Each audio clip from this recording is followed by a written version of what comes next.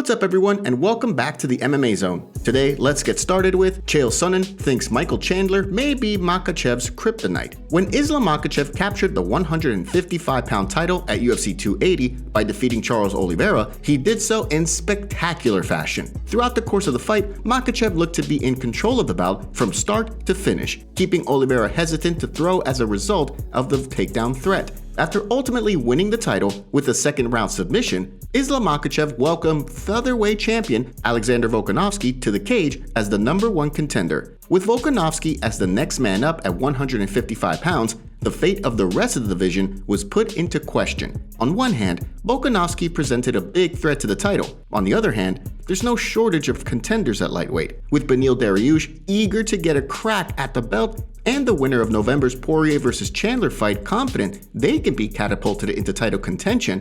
Fans have no idea how things will shake out. The way former two-division title challenger Chael Sonnen sees things, it's Michael Chandler who poses the greatest threat to Makhachev in the potential title fight. He spoke on a recent Bad Guy Inc. episode to explain why Chandler is a tough threat to the nearly perfect Makhachev. Who can beat Islam? If we had somebody and they fought all night with Islam and stopped Islam from getting on top, could we agree that that would be a victory to some degree? Because I don't think that Islam can go take Michael Chandler down. That's my belief. I believe that Michael Chandler could stop the takedown. Moreover, if Chandler slips and goes down, I believe that Chandler can get back up to his feet, turn and face him, and start back in neutral. With the lightweight title picture still up in the air, we turn to you. Who do you want to see Makhachev fight next? Sound off in the comments section below. Sean O'Malley breaks down fight with Petr Yan. The controversial Sean O'Malley vs. Petr Yan fight on the main card has continued to dominate headlines in the days and weeks following the bout. There's been considerable outrage in the aftermath of the controversial decision, with many feeling as though the fight should have gone to Yan. In fact, UFC Hall of Famer Khabib Nurmagomedov, who was backstage with Islam Makhachev during the fight, appeared flabbergasted in a video as he watched the reading of the judges' scorecards. Although initially stating that he wasn't sure whether or not he won the fight, O'Malley had the chance to watch things back. After rewatching the fight, he determined that he clearly won the first and third rounds against the former bantamweight champion. But yeah, I think 1 and 3 were clearly mine.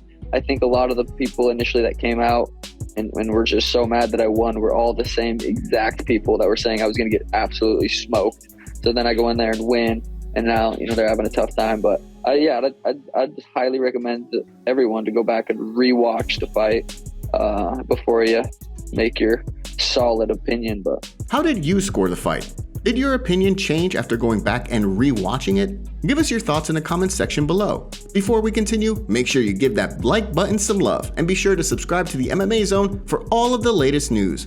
Sean Brady reveals fans threatened him prior to UFC 280 fight. Going into UFC 280, many fans thought that undefeated Sean Brady would continue his winning ways against Belal Muhammad when the two clashed in the featured preliminary bout. When the two men began their fight, however, it was Muhammad who came out strong. After completing his first training camp with UFC Hall of Famer Khabib Nurmagomedov and his team, Muhammad looked like a completely different fighter. With Brady having a strong wrestling background, the fight remained standing. To the surprise of many, it was Belal Muhammad who picked up the win, looking absolutely dominant as he ultimately finished Brady. Following the fight, Brady reflected on how he simply froze after receiving some pretty threatening messages prior to the fight. According to the welterweight contender, who spoke on the MMA Hour this week, his wife received a message threatening the life of her husband if he emerged from his fight with Muhammad victorious.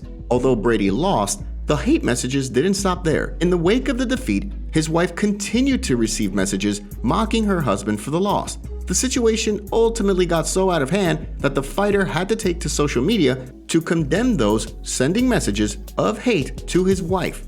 And I don't let it get to me. I try not to read in that shit anymore, but my wife's a registered nurse. She's all she does is take care of people, and people are threatening her and calling her this and calling her that. So message me, don't message my wife. Especially if you're a man, be a man. You want to say something to me, say it to me. Don't say it to my wife, because my wife could probably beat you up. So far, no word yet as to what the future holds for Brady. Stay tuned for updates as they become available. Robert Whittaker weighs in on Khamzat Chimaev versus Colby Covington. Although the fight hasn't been made official, a potential showdown between streaking contender Khamzat Chimaev and former title challenger Colby Covington has continued to make headlines as fight fans clamor for the fight to be finalized. Of course, many have also curbed their enthusiasm given the horrific weight miss by Chimaev at UFC 279. After missing weight by 8.5 pounds, Chimaev seemed destined for middleweight. Given that, it's no surprise that the rumors of a Chimaev versus Covington fight have been met with skepticism. The way former middleweight champion Robert Whittaker sees things, a fight with Chimaev shouldn't be on Covington's radar. After recently training with the 3-time Swedish national wrestling champion, Whittaker spoke on Submission Radio to weigh in on a showdown between the two welterweight contenders. His pressure style and wrestling style is what comes naturally to him. Khamzat can counter wrestle Colby. He's a big dude with long range and a lot of reach, and his striking is quite, it's nothing ridiculously crazy, but it's put together like at a high level, and he integrates that with the threat of his wrestling and grappling and takedowns like stupendously. So for them, I think Khamzat for Colby is a bad matchup. With title implications likely on the line in a potential Chimaev versus Covington showdown, the stakes will be incredibly high for both men. For Chimaev, he'll look to continue his unbeaten streak in the UFC, while Covington will look to stop the hype train and secure another crack at the title. And now for our breaking news story of the day. We have Khamzat Chimaev's gym that he trains at in Sweden, All Stars Gym. Well, they've been banned from competing in Swedish MMA competitions for the foreseeable future. The Swedish MMA Federation had this to say about the ban. This is due to repeated complaints from several different independent of each other organizers and officials about, among other things, threats and other disruptions during competitions. What do you think of Khamzat's gym being banned? Should he switch facilities and go and train with Khabib? Let us know in the comments below. The aftermath of Jake Paul's win over Anderson Silva. Prior to Jake Paul's boxing match with Anderson Silva in Arizona, many questioned whether or not the controversial internet personality would be able to withstand 8 full rounds with a UFC legend like Anderson Silva. To the surprise of many, the teenage actor turned YouTuber did just that as he managed to withstand an onslaught from Silva during the early rounds before scoring a knockdown of his own in the final round to edge out the win. After the fight, Paul spoke at the post-fight press conference where he revealed that he hoped the win would legitimize him in the eyes of those who doubted him. With a name like Silva on his resume, he felt as though the time had finally come for him to be respected by the MMA community. The reality was far from that. Fight fans quickly began to accuse Paul of rigging the fight and bashed him for continuing to evade professional boxers at the same skill level while cherry-picking fights with retired MMA fighters. UFC light heavyweight Anthony Smith even went so far as to state that the MMA community should boycott Paul's fights in a scathing rant where he pointed out that Paul claims to want to help UFC fighters get paid, but then turns around and criticizes them when the opportunity presents itself. The way Jake Paul sees things, those who aren't giving him his respect and are saying the fight was rigged are beyond reason.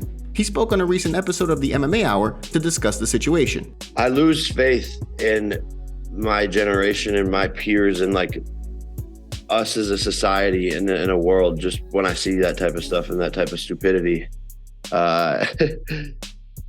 Yeah, it just sucks. And it sucks because I work so hard for this, you know, like I dedicate everything, sacrifice everything every single day, bust my balls, you know, have a 15-person team working around the clock to help me become the best boxer possible. And when I do something like beating Anderson Silva, yeah, they try to take it away from me. But I know deep down, and I guess that's all that really matters. As Paul pointed out during the interview, many members of the boxing and MMA communities have continued to praise him for the win, with boxers like Ryan Garcia and experts like Teddy Atlas both giving him his props, and several unnamed MMA fighters also impressed by his performance. The undefeated boxer seems content with how things have played out. As to who his next opponent will be, well, only time will tell. Thank you so much for joining us today. What do you make of what's going on in the fight world? Make sure to like this video and subscribe to the channel to stay up to date on all the latest news from the MMA Zone. See you next time.